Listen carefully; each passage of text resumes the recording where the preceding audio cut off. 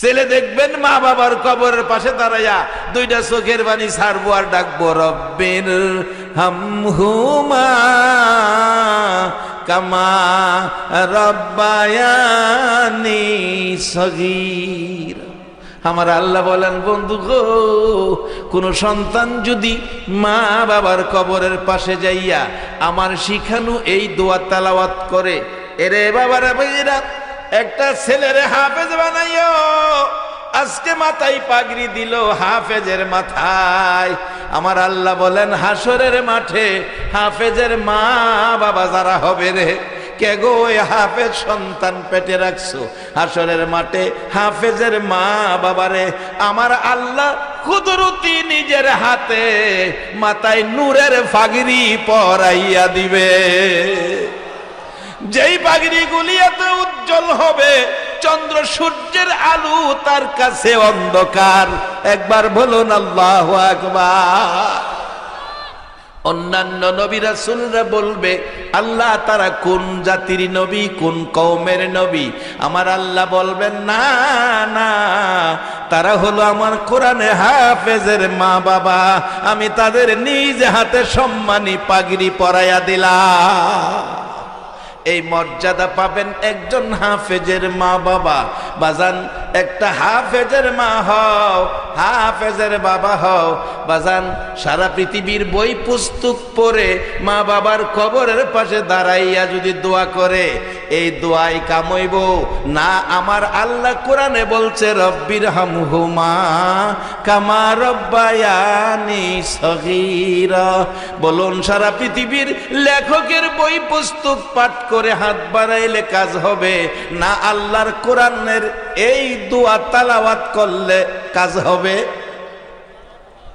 আল্লাহর কোরআন তেলাওয়াতে কাজ হবে নাকি হবে না? একবার বলুন আল্লাহু আকবার। এই দোয়া করতে করতে চোখ থেকে যদি একটা ফোঁটা পানি বেরিয়ে আসে, কোনো কিতাব লেখে নাকের আগা পরিমাণ, কোনো কিতাব লেখে মাছির মাথা পরিমাণ, একটু পানি চোখ থেকে বেরিয়ে গেলে এর বিনিময় আমার আল্লাহ, আমার আল্লাহ, আমার আল্লাহ মা বাবার জীবনের অপরাধ ক্ষমা করে সন্তানের চোখের পানির উসিলায় কবর জান্নাতের বাগান বানাইয়া দিবে। এরে বাবারা, শুন কোরআনের পাওয়ার কত। আল্লাহুম্মা সাল্লি সাইয়্যিদিনা মাওলানা মুহাম্মদ ওয়া আলা আলি সাইয়্যিদিনা মাওলানা মুহাম্মদ। আল্লাহুম্মা সাল্লি সাইয়্যিদিনা মাওলানা মুহাম্মদ ওয়া আলা আলি সাইয়্যিদিনা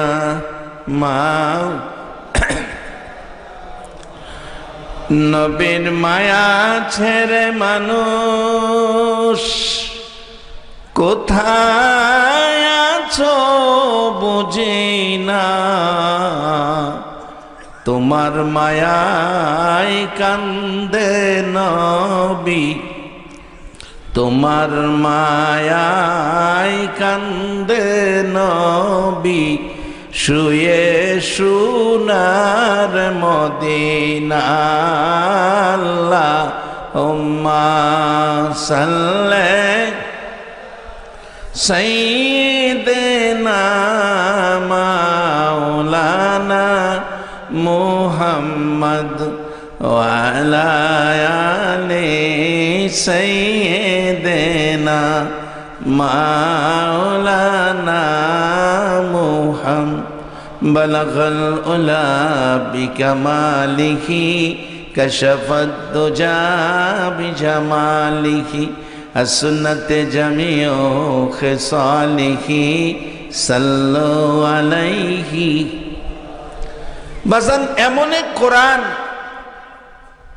যার মধ্যে কোনো সন্দেশবা নাই, আবার হেফাজতের দায়িত্ব নিছেন আল্লাহর কাছে। হিন্দু বেটা গান গায়, পাকিস্তানের জিয়া মল্ল অ্যাক্সিডেন্টে ভাই বিমান পুড়ে ছাই হলো, কোরআন পুড়ে নাই। হিন্দু বেটার গান। আর সেই কোরআনের ক্ষমতা কত! আসুন একটুখানি আমরা মালদ্বীপে যাই। আমি মালদ্বীপ মাহফিল করতে গিয়েছি, চারদিকে দ্বীপ। রাজধানী শহর মালদ্বীপের রাজধানী শহরটা পায়ে হাঁটলে ৪৫ মিনিটে সারা শহর হাঁটা যায়। এবার মনে করেন রাজধানীটা কত বড়। বাসায় শুইলে ঢেউয়ের আওয়াজে রাত্রে ঘুমোয় না। সাগরের ঢেউ ৩০-৩৫ ফুট উঁচা হইয়া ঢেউ আসে সাধারণ পরিবেশে। আর যদি এরকম ঘূর্ণিঝড় বুলবুল আইয়ে,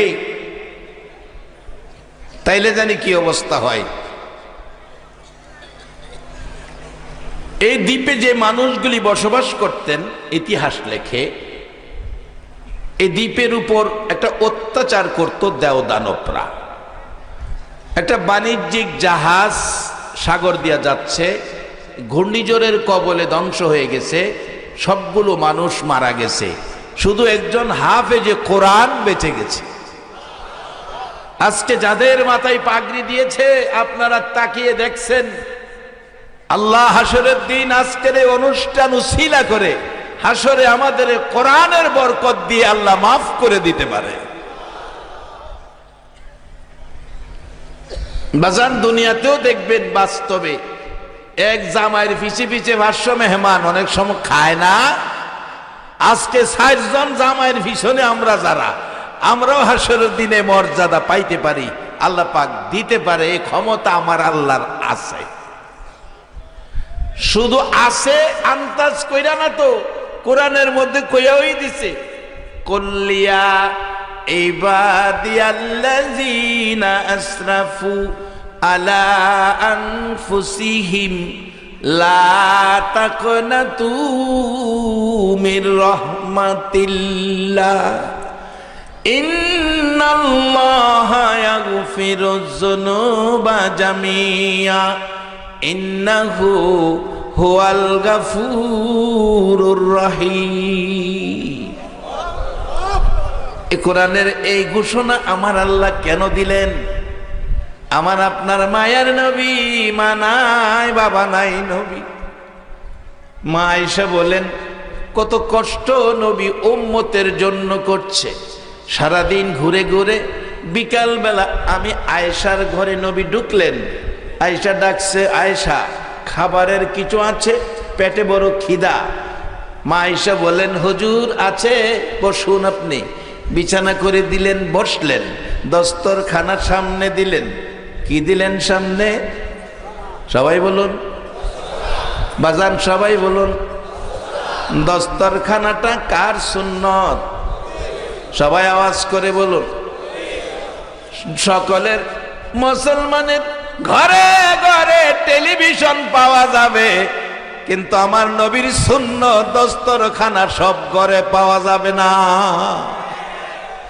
কত কষ্ট নবী করেছে উম্মতের জন্য।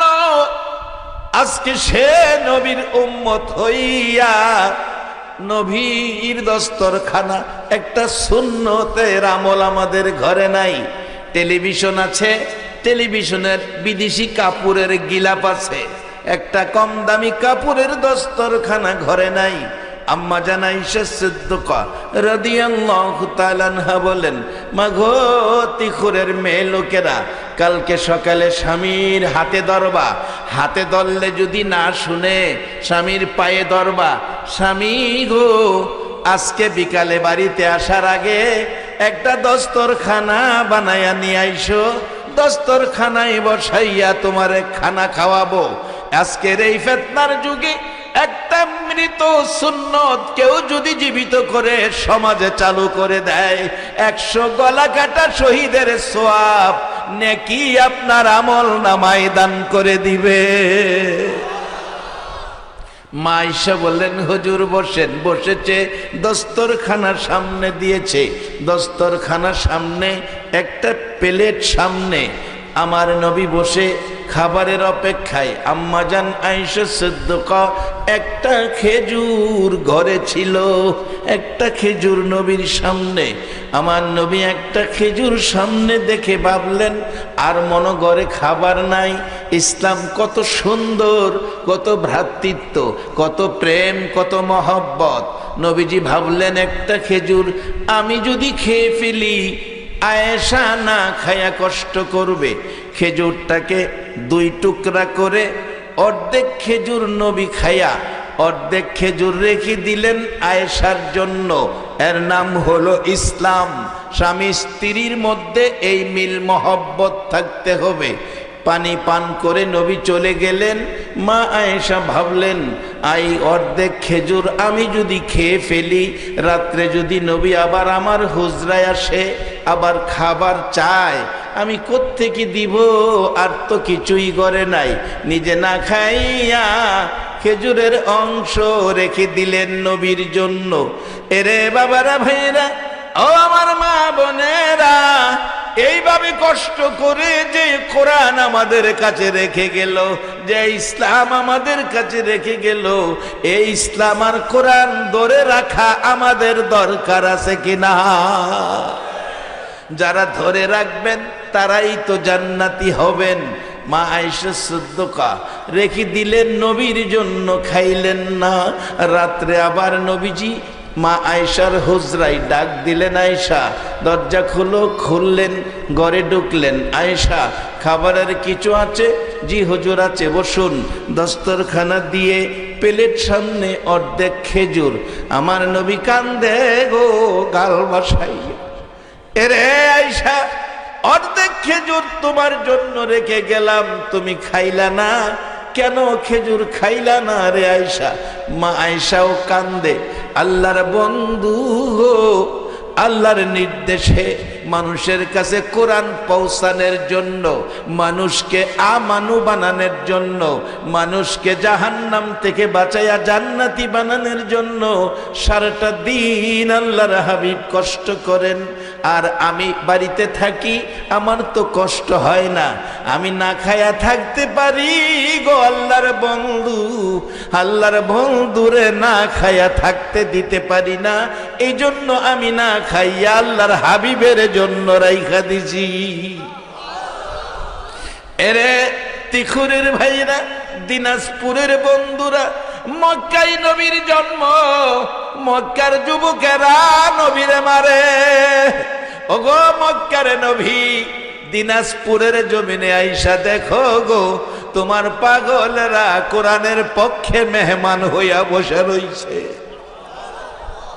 আমার নবী এত কষ্ট করে এই রাস্তাটুকু আমাদেরকে দিয়ে গেলেন। আরো হাদিস শরীফে বলেছেন, তারাকতু ফিকুম আমরাইন লান তাদিল্লু মা তামাসসাকতুম বিহিমা কিতাবাল্লাহ ওয়া সুন্নাত রাসূলি। ও আমার উম্মতেরা, আমি তো চলে যাব, দুইটা জিনিস তোমাদের দিয়ে যাব, বড় শক্তিশালী জিনিস। একটা হলো আল্লাহর কোরআন, আর একটা আমি নবীর সুন্নাহ। বলতেছিলাম মালদ্বীপের ঘটনা। চারদিকে সাগর, ছোট্ট একটা দ্বীপ, পাশে আরেকটা দ্বীপে এয়ারফুট থেকে নাইমা মাহফিল ধরব সময় হয়ে গেছে। স্পিড বোট ছাড়ছে, ঢেউয়ের ভিতরে দিয়া ঝাড়, আমার ভেসার বাইরা গেছে। খালি ভারী না হয় দেশের লোকের, ড্রাইভারের হাতে ধরতাম, বাট আসতে যাস না, ঢেউয়ের পানির ভিতরে দাঁড়িয়েছে স্পিড বোট। যাক, আল্লাহরে ডাকতে ডাকতে কোন রকম ওই পারে গিয়া পড়ছি। যাইয়া দেখি লোকজন বৈশা রয়েছে, প্রস্রাব করার সুযোগ দিচ্ছে না, স্টেজে লয়ে গেছে। আলোচনা করছি, আলোচনার শেষে দেখলাম এই দেশের যে টাকা, মাহফিল শেষে আপনারা আর কি দিছেন ব্যাগের মধ্যে কোরআনের পক্ষে? যে দেখলাম যে মানুষগুলি মাহফিল শেষে মোনাজাতের আগে দোয়ার জন্য দিতে দিতে দুই পকেটে জায়গা নাই, বুক পকেটও জায়গা নাই, টেবিলের উপরে জায়গা নাই। হিসাব করে গিয়া দেখি রুমে যাইয়া 40,000 টাকা দোয়া লেগে দিছে মুসাফা। যেই দেশটার এমন বিপদ ছিল, দেও দানবরা আক্রমণ করে মানুষ তছনছ করে ফেলতো, তখন সিস্টেম করলো, সাগরে একটা ঘর করলো। এই ঘরে এক মায়ের এক কুমারী সন্তান মেয়েকে এই ঘরটার মধ্যে সন্ধ্যার সময় দিয়ে আসে। রাত্রে দেও দানবরা নির্যাতন করে মেয়েটাকে মেরে ফেলে, সকালবেলা সরকারিভাবে লাশটা নিয়ে আসে। এই চলছে। কিন্তু জাহাজ বাণিজ্যিক অ্যাক্সিডেন্টে হাফেজে কোরআন এই মহল্লায় সাতরায়া উঠল। এই দ্বীপে হাফেজে কোরআন কই যাবে? চারদিকে শুধু সাগর। যারা মালদ্বীপ গেছেন এমন মানুষ থাকতে পারেন, কিছুই দেখা যায় না, শুধু নীল পানি আর পানি।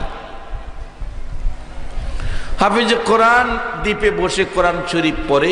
এক মুরব্বী দেখে মায়া হলো, বাচ্চা মানুষ কোরআন পড়তেছে। বাবা তোমার বাড়ি? আমার বাড়ি তো এই দেশে না, জাহাজ অ্যাক্সিডেন্ট হয়ে গেছে, আমি কোনো রকম বাইচা গেছি, সবাই তো মরে গেছে। আসো বাবা, এখানে কই থাকবো, আমার বাড়িতে আসো। বাড়িতে থাকলেন। বেশ কিছুদিন পর দেখে একদিন এই ঘরের মুরব্বী চাচা কান্দে, চাচি কান্দে, তার মেয়েও কান্দে। জিজ্ঞেস করলো, হাফেজে কোরআন বাচ্চা ছেলে, এখনো দাড়ি মুছ ওঠে নাই, ছোট বাচ্চা হাফেজ হয়ে গেছে। গত রাত্রের আগে রাত্রে এরকম 7 জন হাফেজের মাথায় পাগড়ি পরানো হয়েছে। বাবারে, একটা কোরআনবাহী গাড়ি, যারা আজকে কোরআন কণ্ঠস্থ করে সিনাই ঢুকাইছে, এমন একটা কোরআনবাহী গাড়ি রাস্তা দিয়ে হাইটা গেলে নূরের তৈরি ফেরেশতারা নূরের পর হাফেজে কোরআনের পায়ের নিচে বিছাইয়া দেয়।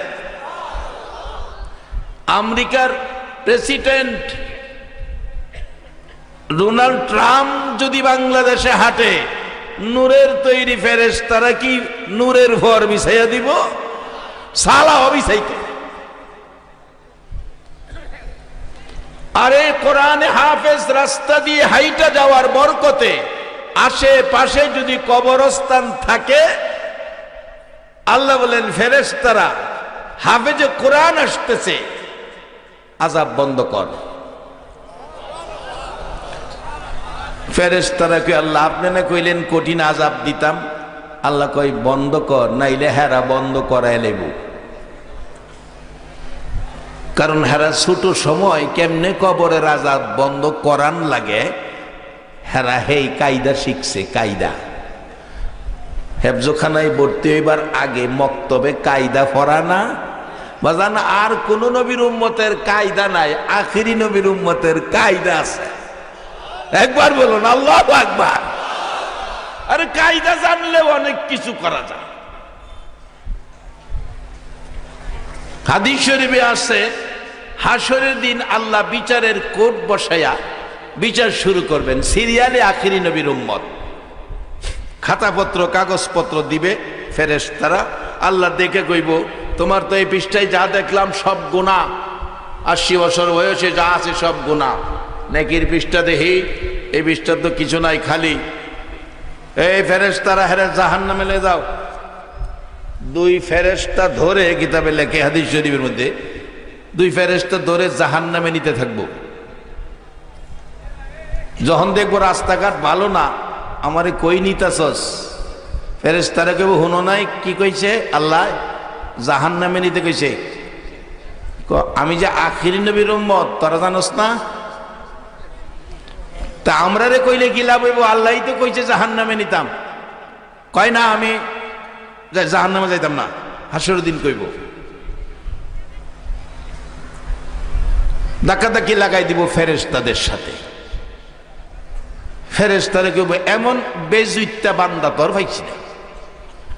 আল্লাহ কেউ কি ব্যাপার? আল্লাহ এটা কি দিলেন? এটা তো জাহান্নামে নিতাম, পাই না, জাহান্নামে যাইতো না। হ্যাঁ না করে, কারণ কি? কি কমু? এই বলে আখিরি নবীর উম্মত। আল্লাহ ডাক দিবে দিগায়, কি আল্লাহ আপনি কি আমার জাহান্নামে যাবে লেগে কইছেন? কাহা আমি যে আখিরি নবীর উম্মত। কথা আখিরি নবীর উম্মত, তুমি তো গুনাহ করছো, গুনাহ আছে বিদায় জাহান্নামে যাওয়ার নির্দেশ দিছি। এই লোকটা কইব, আল্লাহ আমার গুনাহ আছে, এই খবরে আমারে জাহান্নামও দিছেন, আমনের মধ্যে কি আছে এই খবর গেলাম আমি জানি। আল্লাহ কইব, আমার মধ্যে কি আছে তুই কি খবর জানোস? আল্লাহ আমরা দুনিয়া থেকে শুনছি তোমার নামের মধ্যে বলে রহমান আর রহিম আছে। মাবুদ রে, তুই রহমান আর রহিম তোর নামে থাকতে আমারে কেমনে কইলে জাহান্নামও যাইতাম? আমার আল্লাহ বলবেন, বান্দারে রহমান রহিম নামের শব্দ আমারে শোনাইলি, রহমান রহিম নামের প্রেম সাগরে ঢেউ উঠে গেছে। বান্দারে তোর সব জীবনের গুনাহ মাফ করে দিলাম, রহমান রহিম নামের উচ্চারণের বিনিময় জান্নাত দিয়ে দিলাম। কায়দা জানে, কায়দা। বসেন বাজান, নিজে যদি নাও জানেন একটা ছেলেরে হাফেজ বানায়েন। ছেলে দেখবেন মা বাবার কবরের পাশে দাঁড়াইয়া দুইটা চোখের পানি ছাড়বো আর ডাকবো, রব্বির হামহুমা কামা রব্বায়ানি সগীর। আমার আল্লাহ বলেন, বন্ধু গো, কোন সন্তান যদি মা বাবার কবরের পাশে যাইয়া আমার শিখানো এই দোয়া তেলাওয়াত করে, এরে বাবারা ভাইরা একটা ছেলেরে হাফেজ বানাইও। আজকে মাথায় পাগড়ি দিল হাফেজের মাথায়। আমার আল্লাহ বলেন, হাসরের মাঠে হাফেজের মা বাবা যারা হবে রে, কে গো ওই হাফেজ সন্তান পেটে রাখছো, হাসরের মাঠে হাফেজের মা বাবারে আমার আল্লাহ কুদরতি নিজের হাতে মাথায় নূরের পাগড়ি পরাইয়া দিবে। যেই পাগড়ি গুলি এত উজ্জ্বল হবে, চন্দ্র সূর্যের আলো তার কাছে অন্ধকার। একবার বলুন আল্লাহু আকবার। অন্যান্য নবী রাসূলরা বলবে, আল্লাহ তারা কোন জাতির নবী, কোন কওমের নবী? আমার আল্লাহ বলবেন, না না, তারা হলো আমার কোরআনে হাফেজের মা বাবা। আমি তাদের নিজ হাতে সম্মানী পাগড়ি পরাইয়া দিলাম। এই মর্যাদা পাবেন একজন হাফেজের মা বাবা। বাজান, একটা হাফেজের মা হও, হাফেজের বাবা হও বাজান। সারা পৃথিবীর বই পুস্তক পড়ে মা বাবার কবরের পাশে দাঁড়াইয়া যদি দোয়া করে, এই দোয়াই কামইব না? আমার আল্লাহ কোরআনে বলছে, রব্বির হামহুমা কামা রব্বায়ানি সগীরা। বলুন, সারা পৃথিবীর লেখকের বই পুস্তক পাঠ করে হাত বাড়াইলে কাজ হবে না আল্লাহর কোরআনের এই দোয়া তেলাওয়াত করলে কাজ হবে? আল্লাহর কোরআন তেলাওয়াতে কাজ হবে নাকি হবে না? একবার বলুন আল্লাহু আকবার। এই দোয়া করতে করতে চোখ থেকে যদি একটা ফোঁটা পানি বেরিয়ে আসে, কোন কিতাব লেখে নাকের আগা পরিমাণ, কোন কিতাব লেখে মাছির মাথা পরিমাণ একটু পানি চোখ থেকে বেরিয়ে গেলে, এর বিনিময় আমার আল্লাহ, আমার আল্লাহ, আমার আল্লাহ মা বাবার জীবনের অপরাধ ক্ষমা করে সন্তানের চোখের পানির উসিলায় কবর জান্নাতের বাগান বানাইয়া দিবে। এরে বাবারা, শুন কোরআনের পাওয়ার কত, ক্ষমতা কত। বাস্তবে বলেছিলাম মালদ্বীপের অবস্থা। মালদ্বীপের নাম তো মালদ্বীপ ছিল না, শুধু দ্বীপ ছিল। এই দ্বীপে বসবাস করতেন যারা, এই দ্বীপে বসবাস করতেন যারা, তাদের জীবনীর মধ্যে এই ঘটনাটা আছে।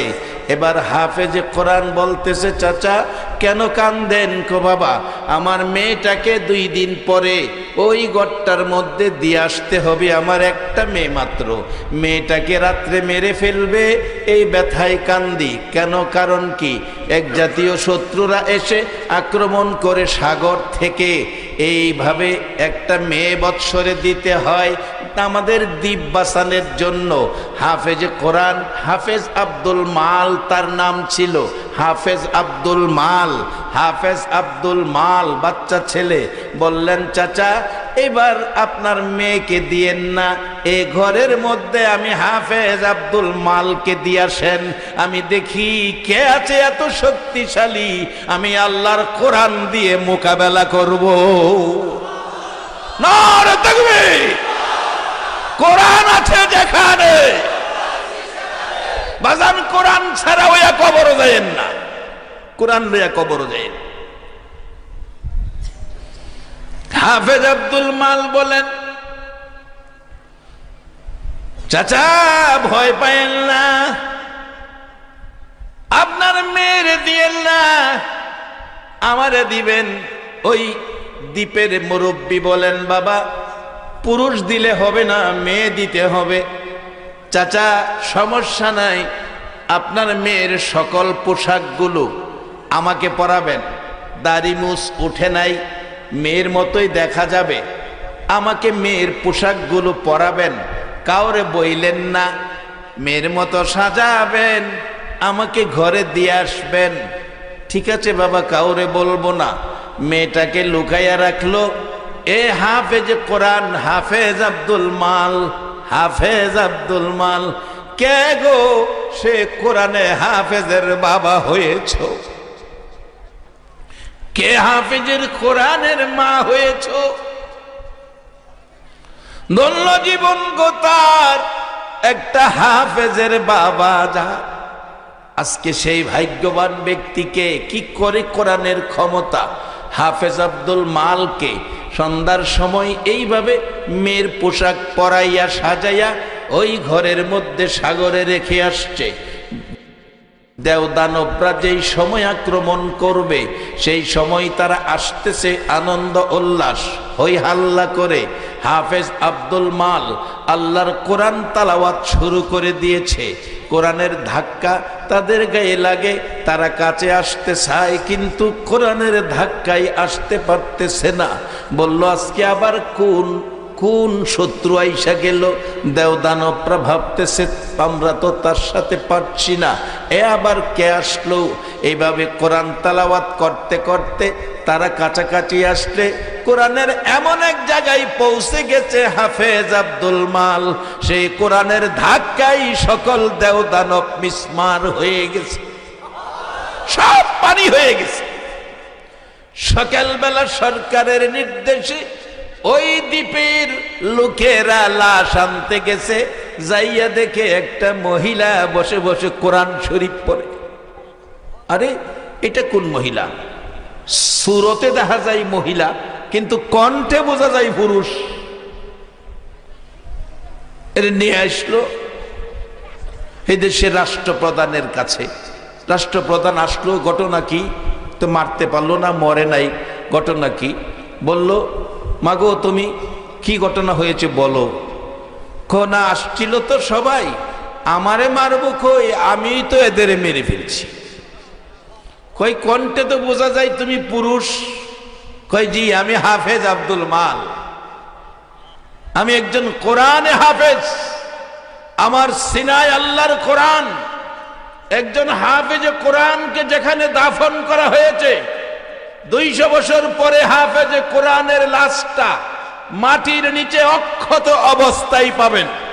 একটা হাফেজে কোরআনের লাশ যদি হাফেজের আমল ভালো থাকে তার গায়ে মাটি স্পর্শ করতে পারবে না, আর যদি আমল ভালো নাও থাকে এই বুকে সিনাটার মধ্যে মাটি স্পর্শ করতে পারে না।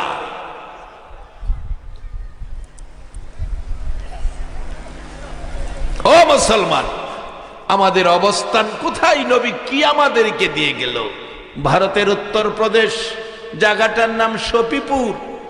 এক লোকের লাশ মাটির উপরে, উনি বলছিলেন আমার মৃত্যুর পরে আমাকে গোসল দিয়ে কাফন পরাইয়া জানাজা শেষে মাটির উপরে রাইখা দিবি, মাটির নিচে দিস না। আশপড়শিরা কয় আপনারে মাটির উপরে রাখলে পচে গলে দুর্গন্ধ হবে না? দুর্গন্ধ হবে সেটা আমি বুঝবো, তারা আমার কথা মতো কাজ করবে, মাটির উপরে রাইখা দিবি। ও আখিরি নবীর উম্মত, আপনার পাওয়ার কত, ক্ষমতা কত! এই কোরআনের মধ্যে আল্লাহ নিজে বলেছে কুনতুম খায়রা উম্মাতিন উখরিজাত লিন-নাস। একবার বলুন আল্লাহু আকবার। ভারতের উত্তরপ্রদেশ, জায়গাটার নাম শফিপুর, নিজের চোখে দেখে আসছি। 2003-এ ওই এলাকায় গেছিলাম, অন্যান্য এলাকায় আর পরেও গেছি, ওই এলাকায় 2003-এ গেছিলাম। বললাম যে ঘটনা শুনছি, ঘটনা কি সত্য? যিনি খাদেম উনি বললেন হ্যাঁ সত্য, একটা 4 চালের টিনের ঘর, ওয়াল করা, দরজা খুললো, ভিতরে ঢুকলাম, 4টা কবর মাটির নিচে, এই লাশটা উপরে, এটা কাঠের বাক্স হালকা উপরে দিয়া রাখছে, লাশটা মাটির উপরে। জিগাইলাম এই লাশটা মাটির উপরে আজকে কতদিন? 2003-এর হিসাব দিল 400 বছর হইছে লাশটা মাটির উপরে। আখরি নবীর উম্মত, কোরআনের পক্ষের মেহমান, কোরআনের এক্সরে দিয়ে তুমি যদি তোমার দেহটাকে পরিষ্কার রাখতে পারো, আল্লাহর কসম কোরআনের পক্ষের মেহমানকে মাটিয়ে খাওয়ার ক্ষমতা নাই, একটা মশা মাছি বসার ক্ষমতা নাই। বাবারা, ভাইয়েরা, ও মা বোনেরা, আগেকার দিনের মা চাচিরা ফজরের নামাজ পড়ে সূরা ইয়াসিন, সূরা রহমান পড়ে রান্না করে গেছে। অহংকার দিনের মা চাচিরা কোরআন পড়ে না। যতদিন কোরআন ঘরে না আসবে আর শান্তির আশা করতে পারো না। বাবারা শুন, কোরআনের অবস্থান দেখি, মালদ্বীপের অবস্থা, মালদ্বীপের অবস্থা। হাফেজ আব্দুল মাল বললেন, আমি একজন কোরআনে হাফেজ, আমি মেয়ের সুরত ধরে ওই ঘরে ছিলাম, দেওদানব আসতেছিল, আমি আল্লাহর কোরআন তেলাওয়াত করতেছি, কোরআনের ডাকাই রে দ্বীপের লোকেরা, তোমাদের ক্ষতি করত যারা সব মরে গেছে, পানি হয়ে গেছে, আর কোনো ক্ষতির ভয় নাই, তাই নাকি? তাহলে তুমি এবারও থাকো, আমরা প্রমাণ করব আগামী বছর। এই দিনে হাফেজ আব্দুল মালকে আবারও মেয়ের পোশাক পরাইয়া ঘরে দিলেন, সারা রাত বসে আছে, কোরআন পড়লেন, কোনো ক্ষয়ক্ষতি হলো না। সকালবেলা অক্ষত অবস্থায় হাফেজ আব্দুল মালকে নিয়ে আসলেন ওই দ্বীপের রাষ্ট্রপ্রধান, তার মন্ত্রী পরিষদ সহ, জনগণ সহ, ছোট্ট রাষ্ট্র, সবাইকে ডাকলেন, ডাইকা বললেন, বলো হাফেজ আব্দুল মাল ঘটনা কি? ঘটনা হলো আল্লাহর কোরআন, আমি মুসলমান, মুসলমানের শক্তি আল্লাহর কোরআন, আমার নবী খায়া না খায়া গো 63 বছর জিন্দিগি কষ্ট করে সেই কোরআন আমাদেরকে দিয়ে গেছে। সেই কোরআনের পক্ষে যারা থাকবে এই শক্তি তাদের থাকবে, সেই কোরআনের শক্তিতে শত্রু ধ্বংস করে দিয়েছি। রাষ্ট্রের প্রধান বলছেন, তাহলে আর দেরি করতে রাজি না। এরে দ্বীপের লোকেরা, আয় তোরা আমার পাশে আয়, আমরা হাফেজ আব্দুল মালের হাত ধরে সবাই কালিমা পড়ে কোরআনের পক্ষে চলে গেলাম। ওই দিন থেকে ওই দ্বীপের নাম রাখা হলো মালদ্বীপ। হাফেজ আব্দুল মালের নামে দ্বীপের নাম মালদ্বীপ। সেই কোরআন বলুন, একটা অক্ষর কি বেশ কম হয়েছে? আল্লাহ নিজে বলছে, ইন্না নাহনু নাযালনা যিকরা ওয়া ইন্না লাহু লাহাফিজুন। কোরআন অবতীর্ণ করেছি আমি, হেফাজত করব আমি। কাকে দিয়ে? কোরআনে হাফেজদেরকে দিয়ে। একজন হাফেজের মর্যাদা, দাম, ইজ্জত অনেক বেশি, কোরআনের পক্ষের মেহমানের দাম অনেক বেশি। বাবারা, ভাইয়েরা, এই কোরআন যারা জানে তারা মার কবরের পাশে যায় কান্দে, আর কোরআন যারা জানে না, বাবা এত উচ্চ শিক্ষিত বানাইলেন, কানাডা সেটেল হয়ে গেছে ছেলে, মেয়ে সেটেল হয়ে গেছে অস্ট্রেলিয়া, ছেলে সেটেল হয়ে গেছে কানাডা, মেয়ে সেটেল অস্ট্রেলিয়া। এত আদুরের ছেলে মেয়ে সেটেল কানাডা অস্ট্রেলিয়া, মা বাবা বাড়িতে বুড়া হয়ে গেছে, এক গ্লাস পানি উঠাইয়া খাওয়ার ক্ষমতা নাই। ছেলে মেয়ে কানাডা আর অস্ট্রেলিয়া সেটেল হইয়া টাকার পাহাড় গড়ে বড় লোক হইয়া, কিন্তু মা বাবা এক গ্লাস পানি খাওয়ার ক্ষমতা নাই। এখন আমাদের দেশেও এই অসহায় মানুষগুলোরে সেবা দেওয়ার জন্য গাজীপুরে বৃদ্ধাশ্রম খোলা হয়েছে। বৃদ্ধাশ্রমে গেলে পাওয়া যায় কত কত মা কাঁদতে কাঁদতে চোখের কোটায় গা হয়ে গেছে। প্রশ্ন করলে জবাব দেয়, বাবা গো 8টা সন্তানের মা হইছি, আগে তো সিজারের প্রচলন ছিল না। একটা সন্তান ভূমিষ্ঠ হবে, 2 দিন 3 দিনের ব্যথা আমি মা সহ্য করেছি, কতবার জ্ঞান হারা হয়েছি ও বাবা, কতবার কলিজা ফাটা কান্না কাচ্ছি। 3 দিন পরে বাচ্চা ভূমিষ্ঠ হয়েছে, বাচ্চা কোলে লইয়া রক্ত মাখা 2 গালে চুমা দিছি, আমি মার সব ব্যথা দূর হয়ে গেছে। বাবা 8টা সন্তান কষ্ট করে লালন পালন করে মানুষ করেছি, কি অপরাধ করলাম আজকে বৃদ্ধাশ্রমে থাকি? বাবারে সবাই রে যদি এই দিকে না দিয়া একটা ছেলেরে যদি আলেম বানাইতা, একটা ছেলেরে যদি হাফেজ বানাইতা, তোমার মুখে খাবার না দিয়া হাফেজ আর মাওলানার মুখে খাবার দিত না। কারণ সে কোরআনে পড়ছে রব্বির হামহুমা কামা রব্বায়ানি সগীর। শুধু তাই নয়, আরো পড়েছে কোরআনে ওয়াকাদা রাব্বুকা আল্লা তা'বুদু ইল্লা ইয়াহু ওয়া বিল ওয়ালিদাইনি ইহসানা। আল্লাহ কোরআনে বলছে ইবাদত করো আমি আল্লাহর, এরপরে খেদমত করো মা বাবার। বাজান খেদমতে এখন ত্রুটি, আসলে আগের মতো খেদমত এখন নাই।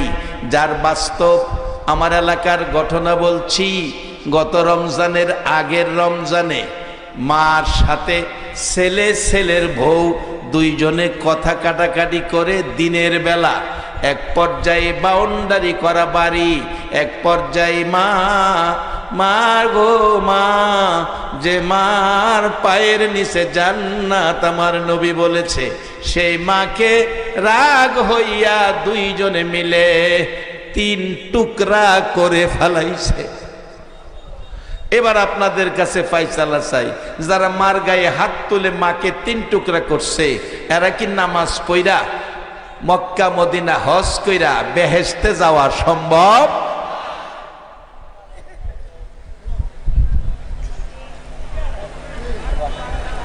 বাজান এক মাহফিলে ছোট এক বাচ্চারে দিছে একটা গজল কইতো, হ্যাঁ মাইকটা হাতে লয়ে টান মারছে, জান্নাতের চেয়ে দামি আমার মা, মা গো।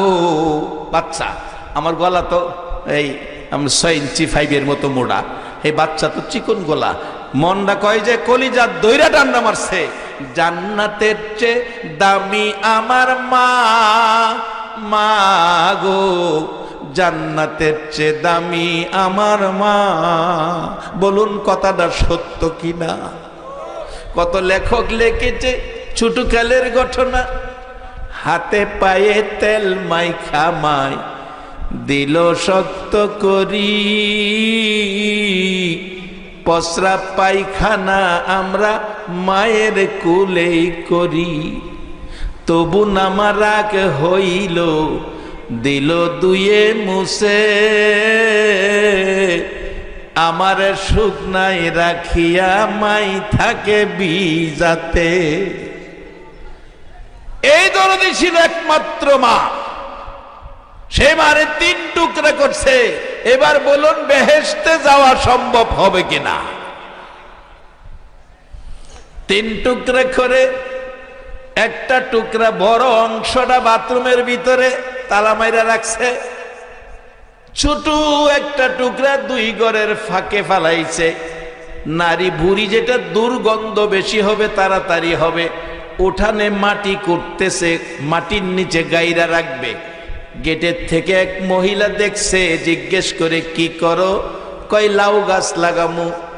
তোমার বাড়িতে কি করো? আমার তো বলার কিছু নাই, লাউ গাছ লাগাও, কিন্তু এখানে তো লাউ গাছের জায়গা না।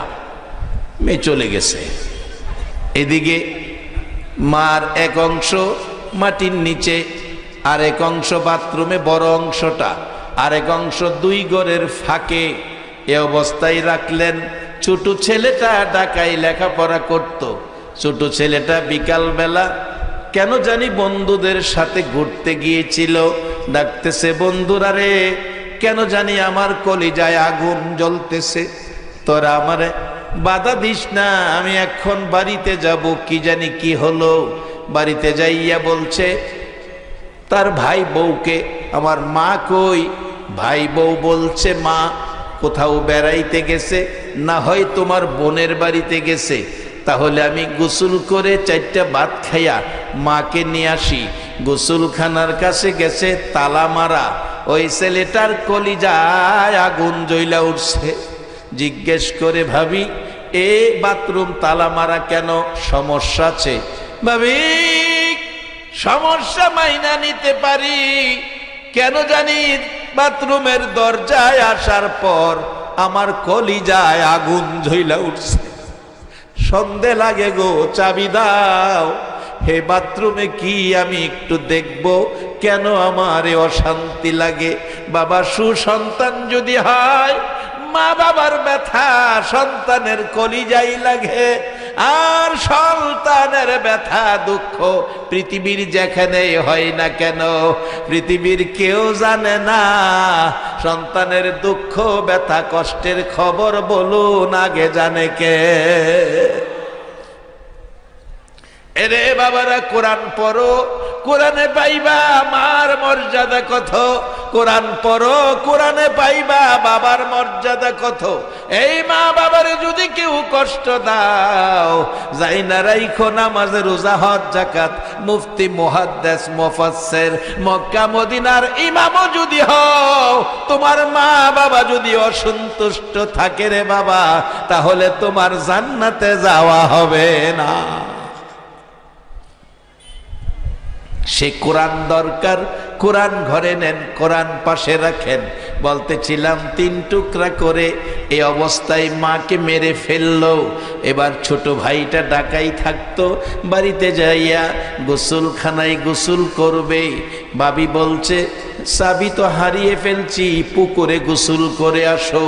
এবার ছোট ভাইটা বলছে, না কেন জানি বাথরুমের কাছে আসলে আমার কলিজায় আগুন জ্বলা উঠে, এটা আমার দেখতে হবে, আমার দেখার ব্যাপার আছে। চাবি দেন, চাবি হারিয়ে গেছে, চাবি পাই না।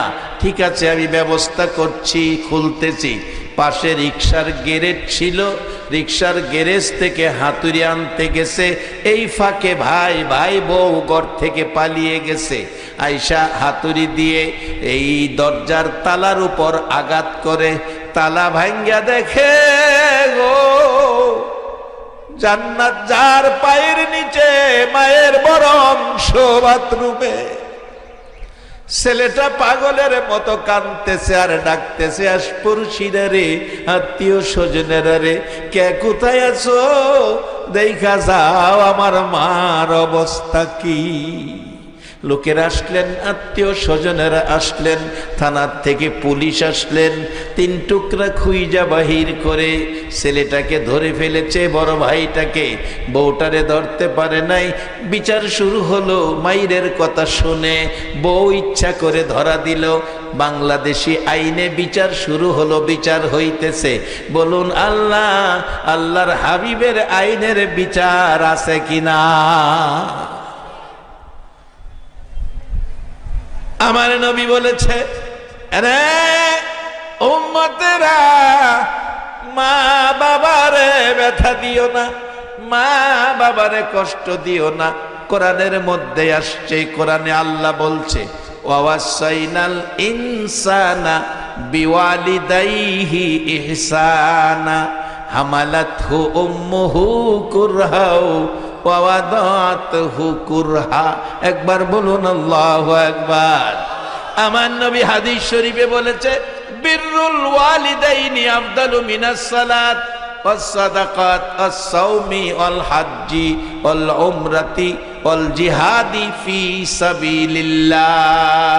একটা লোক নামাজ পড়লো, সদকা করলো, রোজা রাখলো, হজ করলো, উমরা করলো, আল্লাহর রাস্তায় জিহাদ করলো। 6টা ইবাদতে যেই নেকি পাইলো। আর একটা লোক গরিব, ভ্যান চালায়, রিক্সা চালায়, ঠেলা ধাক্কায়, লেবারের কাজ করে, সারাদিন মাটির বোঝা বইতে বইতে গার বাঁকা হইয়া গেছে। 500 টাকা হাজিরা, 450 টাকার সংসারের বাজার, আর 50 টাকা দিয়া মা বাবার জন্য একটা মজা কিনছে, যেটা মা বাবা পছন্দ করে। 250 গ্রাম আঙ্গুর কিনছে, মা বাবা খুশি হয়। হাইটা বাড়ি যাইতে যাইতে রাত্র 10টা বাইজা গেছে। যাইয়া দেখে বাবা গো, সন্তানের মায়ায় রাস্তায় দাঁড়াইয়া রইছে। বাবা এখানে কি করো? তোমার মায়ায় দাঁড়াইয়া রইছি, আসো বাড়িতে যাই। মা কাঁদতেছে, এত রাত কেন হলো? সারাদিন মাটির বুঝ আর কত বইবি বাবা, এত কষ্ট আর কত করবি। বাজার সামনে দিয়া এবার 250 গ্রাম আঙ্গুর দিল। বাবা মা দুইজনে মিলে খাও। রাসূল বলেন, এমন একটা কিছু মা বাবারে দিও যদি মা বাবা খুশি হইয়া যায় রে উম্মতেরা। আমি রাসূল বলে দিলাম, ওই লোকটা 6 ইবাদত করে যেই নেকি পাইল, তুমি 250 গ্রাম আঙ্গুর দিয়ে মা বাবারে খুশি করার বিনিময় তার চাইতে 6 ইবাদতের চাইতে বেশি নেকি তোমার আমল নামায় পায়া গেলা। বাবারাই শিক্ষা নবীর আওলাদেরাও দিয়েছে, আমার নবী নিজেও দিয়েছে। মা বাবা কেমন জিনিস যার বাস্তব। ইসমাইল আলাইহিস সালামকে কুরবানি করতে নিলেন মিনায়। মিনায় কুরবানি করবেন ইব্রাহিম। ইসমাইল বললেন, ও বাবা কুরবানি করবেন, আমার আপত্তি নাই। সাতাজিদুনি ইনশাআল্লাহু মিনাস সাবিরিন, আমার সবরকারীর মধ্যে পাবেন। সংক্ষেপ করে দিলাম, সবরকারীর মধ্যে পাবেন, কুরবানি করেন। তবে বাবা একটা কথা বলি, আমার মা আমার জন্য কাঁদবে, আমার মা আমার বুকে লইয়া ঘুমাইতো। বাবা গো, আমার 3টা কথা আমি বলবো, তুমি রাখবা। একটা কথা হলো, আমার গলায় ছুরি দিবা, তোমার চোখ আমার চোখ বাঁধবা। রশি আনছো, রশি দিয়া হাত পাও বাঁধবা। বাবা তারপরের কথা হলো চোখ বাঁধবা। তারপরের কথা হলো আমার রক্ত মাখা জামাগুলো মার কাছে ফিরাইয়া দিও। মা যদি শুনে আমি নাই, এই রক্ত মাখা জামা বুকে লাগাইয়া মার কলিজায় শান্তি পাবে। ইব্রাহিম আলাইহিস সালাম একটা জিনিস জানতে চাইলেন, বাবা হাত পাও একবার বাঁধতে নিষেধ করেছো, আবার বাঁধতে কেন বলছো? তখন তো ইসমাইলের কপালে আমার আপনার আখিরি নবী ছিল। আমার নবী এ কপালে থাইকা কি শিক্ষা দিতেছে, ডাকতেছে, ইসমাইল বাবা গো, হাত পাও বাঁধতে নিষেধ করেছিলাম, আবার বান্দার অনুমতি দিলাম, এই জন্য আমার গলায় ছুরি দিবা গো বাবা।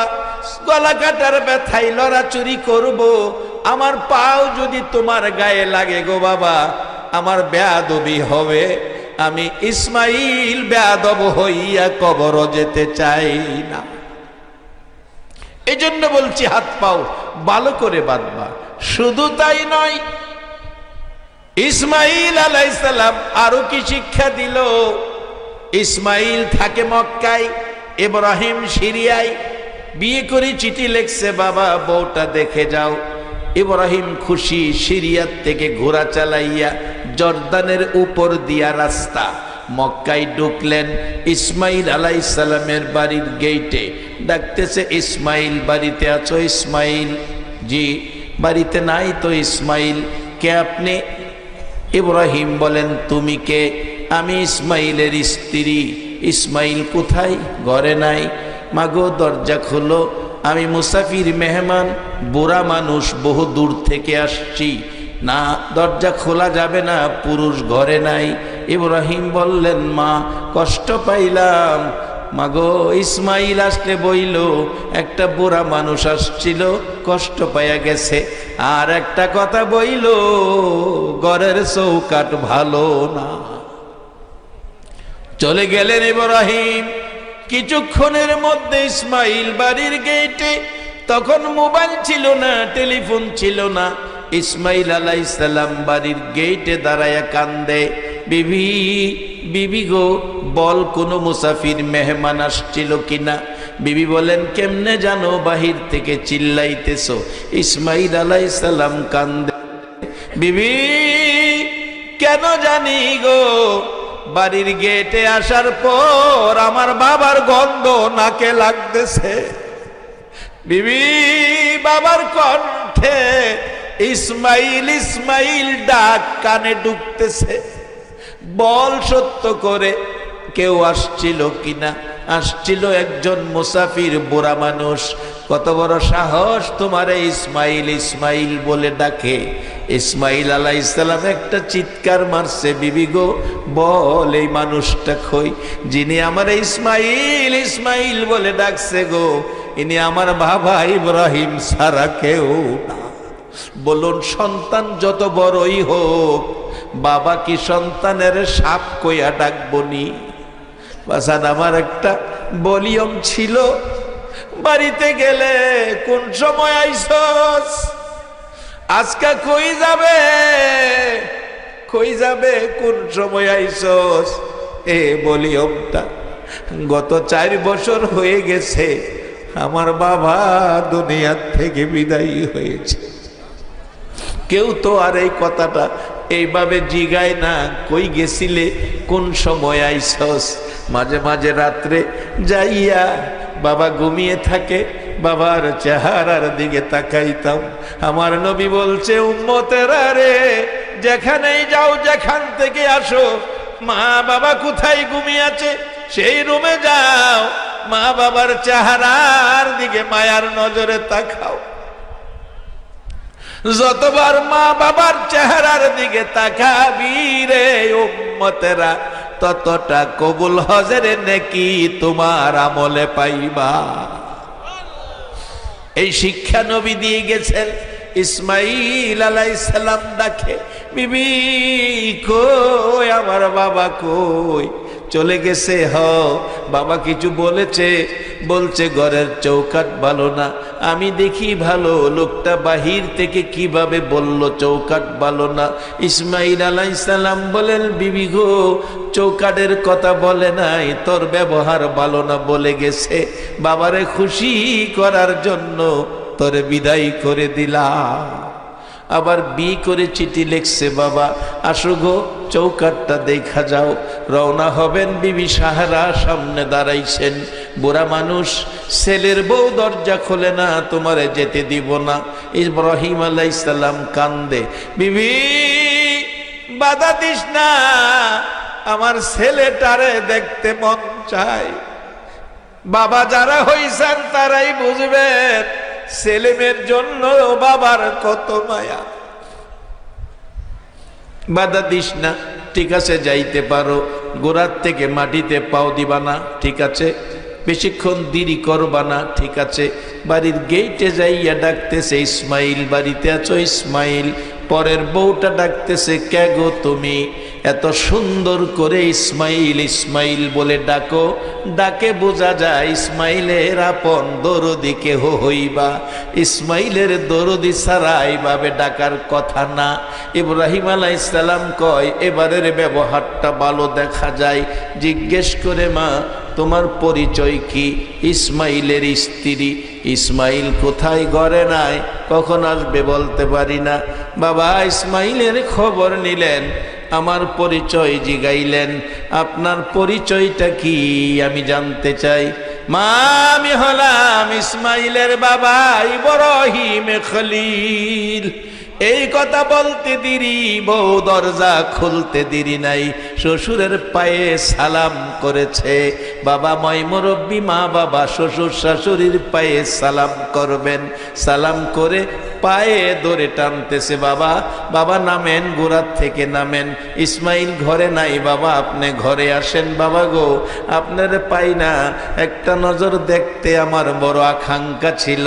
বৌমা ডাকতেছে, শ্বশুরকে দেখার জন্য আকাঙ্ক্ষা ছিল। আসেন বাবা ঘরে আসেন। ইব্রাহিম বলছেন, বৌমা তোমার বড় শাশুড়ির সাথে কথা দিয়ে আসছি, গোড়ার থেকে পাও মাটিতে দিতে পারবো না। পায়ে ধরে কান্দে, বাবা না, আসেন গো ঘরে আসেন। ইসমাইলের সাথে দেখা না করে যেতে পারবেন না। প্রত্যেকটা রাত্রে আপনার ইসমাইল ঘুমের ঘরে বসে বসে বাবা বাবা কয়া কান্দে গো। এত কান্না আপনার ইসমাইল বাবার জন্য কাঁদে। অনুরোধ করি ইসমাইলের সাথে দেখা না করে যায়েন না। ফল টল খাওয়াইলেন, নাস্তা পানি দিলেন, লম্বা ঘটনা। চলে যাবেন, বলছেন বৌমা তোমার বড় শাশুড়ির সাথে কথা দিয়ে আসছি, চলে যেতে হবে। মা গো চলে যাব, দোয়া করি তোমাদেরকে আল্লাহ সুখ শান্তি দেখ। এই দোয়া ইসমাইলি শাখায় আমার আপনার রহমতের নবী দুনিয়ায় এসেছে। আমার নবী রহমতের নবী, গুনাহগারের বন্ধু নবী এসেছে। ইসমাইল আলাইহিস সালাম ডাকতেছে, বিবি গো, ও বিবি আমার। আবারও বাড়িতে আসার পরে ডাকতেছে, বিবি কোনো মেহমান মুসাফির আসছিল কিনা। পরের বিবি বলছে, ও স্বামী কেমনে জানো মুসাফির মেহমান আসছে? অন্যদিন জিগাও না, আজকে জিগাইলা কেন? ইসমাইল বলছে, বিবি কেন জানি গো, আজকে বাড়ির গেটে আসার পর আমার বাবা ইব্রাহিমের চেহারা বাইসা উঠছে। আমার বাবার চেহারা বাইসা উঠছে, বাবার গন্ধ নাকে লাগতেছে, বাবার ডাক কানে শুনতেছি। বল কোনো মুসাফির আসছিল কিনা? আসছিল বাবা ইব্রাহিম, দরজা খুল। বাবা কই? বাবারে মন ভরে দেখি। দরজা খুলে দিলে ইসমাইল আলাইহিস সালাম রুমে রুমে যায়, বাবারে তালাশ করে। বাবারে কষ্ট দিও না, মারে কষ্ট দিও না, বাবা যত আমল করো না কেন, মা বাবা যদি অসন্তুষ্ট থাকে আমার আল্লাহর জান্নাতে যাওয়া হবে না। ঘরের ভিতর ঢুকে তালাশ করে মা, বাবা কই? ইসমাইল ডাকতেছে, বাবা কই? একটা নজর দেখি বাবারে, একটা নজর দেখি। ডাকতেছে বৌমা, ডাকতেছে স্বামী গো আসো, বাবা চলে গেছে, রাখতে পারলাম না, একটু আসো, বাবার কদমের দাগ তোমারে দেখাইয়া দেই। এই মাকামে ইব্রাহিম নামের পাথর, যে পাথরে দাঁড়াইয়া দাঁড়াইয়া ইব্রাহিম আলাইহিস সালাম খানায়ে কাবার কাজ করেছিল, পাথরের মধ্যে পায়ের আঙ্গুলের দাগ হইয়াছে। যারা হজ করতে গিয়েছেন খানায়ে কাবার দরজার পাশে মাকামে ইব্রাহিম গ্লাস দিয়ে ঘেরাও করে রাখছে, অল্প একটু পানি রেখে দিছে, ইব্রাহিম আলাইহিস সালামের পায়ের আঙ্গুলের দাগ দেখা যায়। এ স্বামী, ওই তো বাবার পায়ের দাগ দেখা যায়। ইসমাইল আলাইহিস সালাম কান্দে, বিবি গো বাবারে নাস্তা পানি খাওয়াইছস? বাবা কিছু বলেছে? হ বলেছে, অনেক কথা বলছি, শেষ কথাটা বুঝলাম না। ঘরের চৌকাট ভালো পদ্মাইতে নিষেধ করেছে। ইসমাইল মুস্কি হাসি দিছে, বিবি তোর ব্যবহারে আমার বাবা খুশি হইছে। বাবা আমারে বলে গেছে তোর ব্যবহার ভালো, তোরে যেন কষ্ট না দেয়। এটাও নবীর আদর্শ। স্ত্রীকে কষ্ট দেওয়া যাবে না, স্ত্রীকে মারা যাবে না, স্ত্রীর গায়ে হাত তোলা যাবে না, স্ত্রীরে পিটানো যাবে না। অহংকার দিনে বাজান অনেক মানুষ আছে স্ত্রীরে পিটাই। আপনাদের এদিকে আছে কিনা জানি না, উত্তরবঙ্গে আছে কিনা জানি না, দক্ষিণবঙ্গে আছে। আর ফিরাই তোই না কি লেগা এই অনার্থক স্বামীর লোকে ফেনফিনি ফেনফিনি করে, এরকম আছে না মহিলা? অনার্থক কি ফিডা? মাগো এই ফিডার থেকে বাঁচার পথ দেখায়, এ কোরআনের মধ্যে আছে। এমন এক মাহফিল, প্রত্যেক দিন স্বামী এই ফেনফিনি করে দিকে ফিডা দেয়। এর বড় মাহফিলে এক হুজুর আইছে, আল্লাহর ওলি মানুষ, এক বোতল পানি দিয়া ফাটাইছে। হুজুররা যায় ক এই পানিটা বইরা দিত, আর কত ফিডা খামু? হুজুর বই জ্বালাইছে স্বামীর লগে সাফা করে, এর লেগে মনো ফিডায়। তে পানির মাঝে ফুদিয়া দিছে, সালামুন কাওলাম মির রব্বির রহিম ফাল্লাহু খায়রুন হাফিজাও ওয়া হুয়া আরহামুর রাহিমিন। নাও এই স্ত্রীরে মহিলারে কইও, স্বামী যদি মারতে আসে মেজাজ গরম থাকে, এক কুলি ফানি মুহলিয়া যেন বৈশা থাকে। আচ্ছা আপনারাই কন, ফানি যদি মুহে থাকে আর কথা কওয়ার ভাও আছে? স্বামী আইতেছে, আইসে পরে বাদ দাও, বাদ দিমো পাগল হয়ে গেছ, আইসো বউ হাত মুখ দৌ। এক কথা স্বামী কইছে, 15টা স্ত্রী কই লেছে। স্বামী কই তোরে এত ফিডান ফিডাই তো তোরই তা বন্ধ হয় না, আজকার হাতে ফিডাইতাম না, লাডি লই আই। লাডি আনতে গেছে, তখন মনে হয়েছে ও হুজুরের ফরাফানির কথা, ওই যে কোরআনের আয়াত দিয়া ফরাফানি দিছি, গিয়ে বুতুলেতে এক কুলি ফানি মুহ লইয়া বই রইছে। স্বামী আইসা গাই গোতা দেয়, কথা কস না কি লিগা, কথা কইব কেমনে, মুহের ভিতরে কি পানির মধ্যে আছে কি কোরআনের আয়াত, কথা কনা। এই যে গাই গোতা গালি দিতেছে, থাপ্পুর দিতেছে, কথা কয় না। অবশেষে আধা ঘন্টা ধাক্কায় কথা বাইর করতে পারে না। পরে কই তোরে এত সংসার করছি তোর লগে আজকা 35 বছর হইছে, এত মাইর মারলাম, আজকা তুই কথা কস না, বুঝছি আমার ভাই রাগ করছস, আচ্ছা নে আর জীবনে তোরে মারতাম না। এরপরও কথা কনা। স্ত্রীর মাথাত হাত দিয়া কইতেছে, কসম কাটলাম, কসম খাইলাম তোর মাথার দইরা জীবনে আর তোরে মারতাম না। স্ত্রী ভালদা ওইটা খাড়িয়া পানিটা ফালাইয়া গো বাচ্চা গেলাম ওরা পানি দিয়া। মাগো অহনয় ফরাফানির মর্যাদা আছে, কোরআনের মর্যাদা আছে। যদি কোরআনের মর্যাদা হুজুরের ফরাফানি নাও নাও, নিজে সকাল সন্ধ্যা কোরআন পড়ো, ঘরের মধ্যে অশান্তি থাকতো না, মারামারি থাকতো না, স্বামী স্ত্রী ঝগড়াঝাটি থাকতো না, আলী ও ফাতেমার মতো মহব্বতি জিন্দেগি শুরু হয়ে যাবে, আল্লাহর রহমত বরকতে ভরপুর হয়ে যাবে। সেজন্য এই কোরআনের একটা প্রতিষ্ঠান এলাকায় দরকার আছে। বলুন এতে আপনারা একমত কিনা? সকলে হাত তুলে বলুন একমত আছেন? আবার টেহা চাইতাম না, মনে বয় ভাইয়ের না, টেহা দিচ্ছেন। আসুন এবার এ হাতটা আমরা আল্লাহর কাছে বাড়াই। আমরা কোরআনের পক্ষে একমত, সে হাতটা আমরা আল্লাহর কাছে বাড়াই। আল্লাহ যেন কোরআনের উসিলাই আমাদের দোয়া কবুল করে নেন। দোয়া কার জন্য করবেন? অনেকের মা নাই, আমার মতো মা হারা মানুষ এখানে আছেন কেউ? আমি হাত তুললাম, আমার মা নাই। অনেকগুলি হাত। বাবাও নাই আমার মতো, এমন কে আছেন? 2টা হাত তুলেন, বাবাও নাই। আল্লাহু আকবার। এই মানুষগুলি শুধু বৈশা রয়েছে, মা বাবা হারা মানুষগুলি। কিছু মানুষ ফাঁকে ফাঁকে গেছে গা, হেরা মনে করছে হেরা মরতো না, হেরার মা বাবাও মরতো না, এমনই হয়তো বা মনে করছে। বাজানো যাওন গা লাগবো। আমি অনেক সময় বলি, আজকে তুমি ছেলে, কালকে হবে বাবা, পরশু হবে দাদা, তরশু তোমার গায়ে লাগবে কাফন সাদা।